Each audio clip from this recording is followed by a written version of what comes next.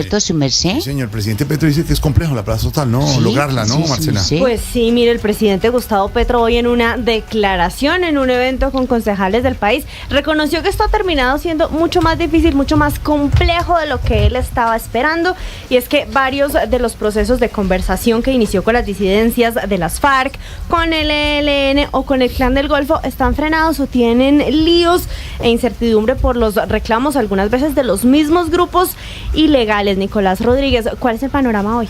La política de paz, que han llamado paz total, yo siempre no me gustó mucho el nombre, pero bueno, ahora me lo echan encima. Pero la paz total sí, porque acabar al final con todos los grupos de violencia, pero es un proceso más complejo del que creíamos. Viejos guerrilleros curtidos en la lucha armada insurgente, hoy se transforman en traquetos.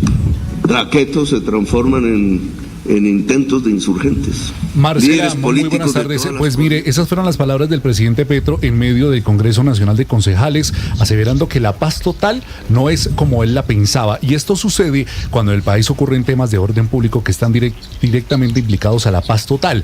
El primero tiene que ver con el proceso de paz que se lleva a cabo con el ELN, puesto que integrantes de la delegación de gobierno afirman que están maniatados, ya que no han podido recibir la respuesta del presidente para darle un rumbo a las negociaciones con el Comando Central y los comandos de Frontera Nariño, quienes afirman que no se sienten identificados en la mesa de diálogo. Y asimismo confirmaron que las disidencias de las FARC, esto es el segundo hecho que sucede hoy, que las disidencias de las FARC al mando de alias Iván Mordisco, pues afirman que el gobierno es el principal responsable en el secuestro de 2 fiscales en el departamento del Cauca, tras el avance del ejército en ofensivas militares. Al respecto de todo esto se pronunció el senador Iván Cepeda.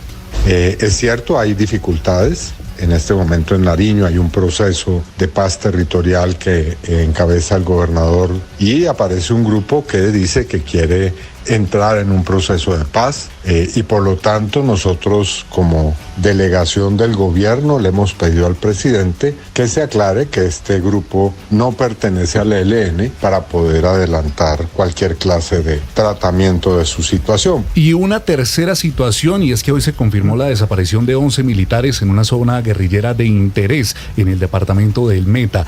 Una brigada del ejército que estaba en una operación de contención de disidencias de las FARC que pretendían entrar por el Sumapaz hacia el departamento de Cundinamarca. Sin embargo, horas después, afortunadamente aparecieron sanos y salvos, manifestando que estuvieron fallas en sus equipos de comunicación. El ejército dice que el grupo militar pertenecía al batallón de alta montaña número 1, que realizaba estas operaciones en áreas de interés en departamentos como Cundinamarca, Meta, Huila y Tolima. Marcela.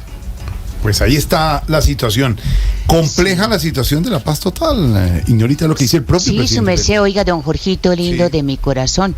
Yo le pregunto, ¿por qué están enredados sacar adelante el proyecto de la paz total? Como hoy está reconociendo el presidente Se está Petro, volviendo complejo, su merced. se está volviendo complejo. Sí, cierto que y si sí. lo dice el propio presidente, don Álvaro Forero, que es complejo, imagínese de ahí para adelante, ¿no? Imagínese. Sí, señor. ¿Por qué? Sin duda es muy complejo Y usted lo ha cantado, usted lo ha cantado. Es complejo y de paciencia y de tiempo, ¿no? sí, el presidente reconoce que pensaba que no era tan difícil y él conoce estos temas. Muy complicado porque, pues, las soluciones son de fondo y son muy difíciles. La primera es equilibrar militarmente la relación de fuerzas con los ilegales. Santos pudo hacer un proceso de paz porque le entregaron unas guerrillas golpeadas.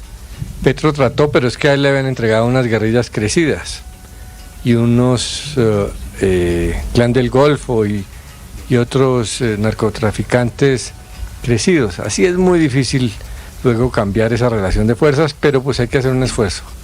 Nos va a tocar otra vez un esfuerzo económico y militar y político gigantesco. Vamos a ver. Eso debería ser un poco más fácil porque eso sí genera unidad. Increíblemente la paz divide al país. Hay unos que no quieren, pero la bala sí genera unidad. El problema es que este gobierno no es para eso. Esa no es su bandera, entonces será el que viene, no sabemos.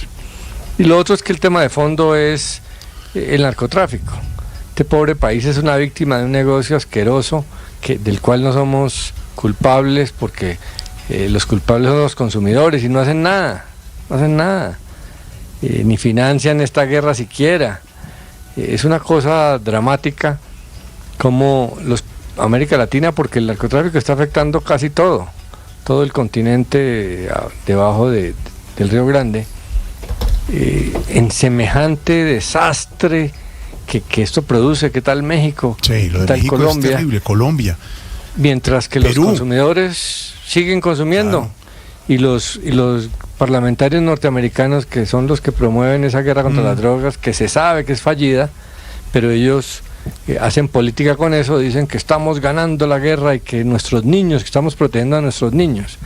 Y estos pobres países, pues, destrozados por esta cosa, pero ni siquiera aquí hay consenso. Cuando se dice que hay que hablar un poco más duro, todo el mundo dice, no, nuestros niños.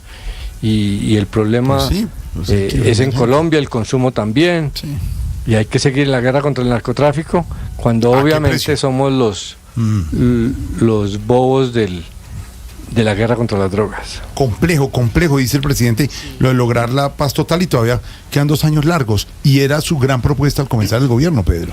Jorge, mire, yo desde hace un tiempo he venido observando que este proceso de paz no tiene metodología, método de negociación.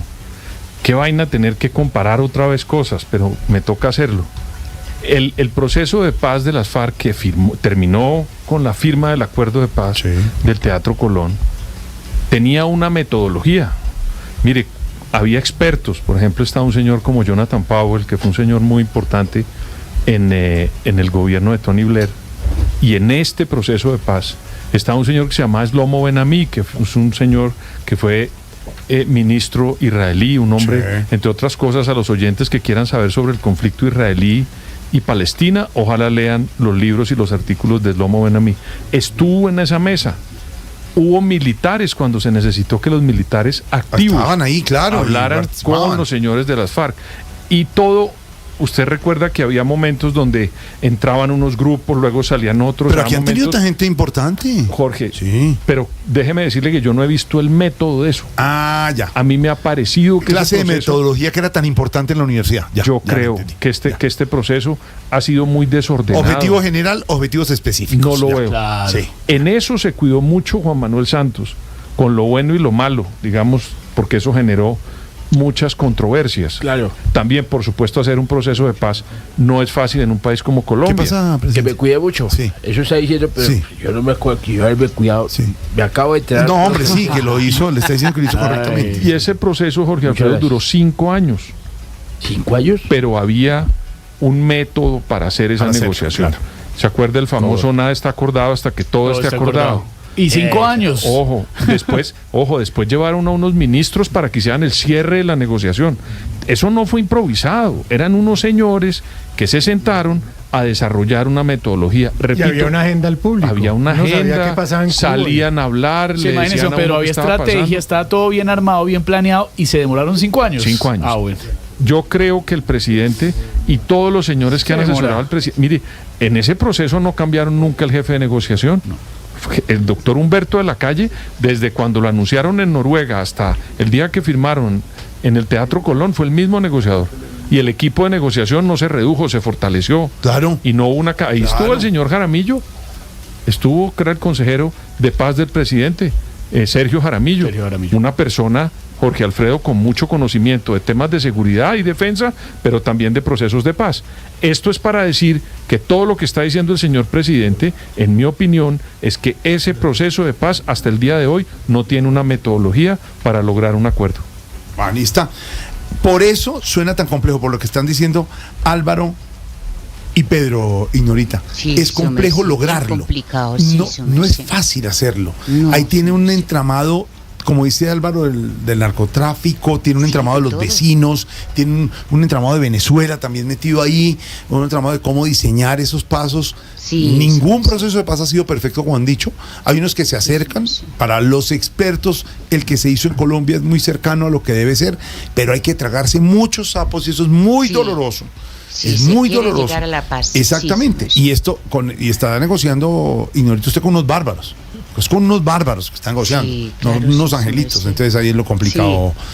Mi Ignorita querida, ahí les hemos Bueno, contado lo gracias, que pasó este Robertito. fin de semana en los retiros espirituales, en el cónclave del gobierno. Estaban los ministros, los funcionarios. El sábado estuvo todo el equipo. El domingo ya llegó el presidente. Para algunos que por qué llega el domingo en el sábado, ya sabemos lo que nos han contado. Sí, ya que para que dijeron. estuvieran interactuando los ministros, que no interactúan siempre porque el presidente es el que habla, entonces se pusieran de acuerdo, que conclusiones algunas que hemos sabido, que inviertan en la pauta y cuenten que están haciendo muchas cosas, pero definitivamente la que mandó la parada, la que tenía la batuta, era Laura, que es la mano derecha del presidente Derecha Petro. del presidente. Esteban. Entonces, cuando la gente llega y se sienta en una mesa, pues hay una cabecera y todo. Pues la cabecera de la mesa, no sé en qué parte se sentó la doctora Laura, porque no estuvo en el conclave.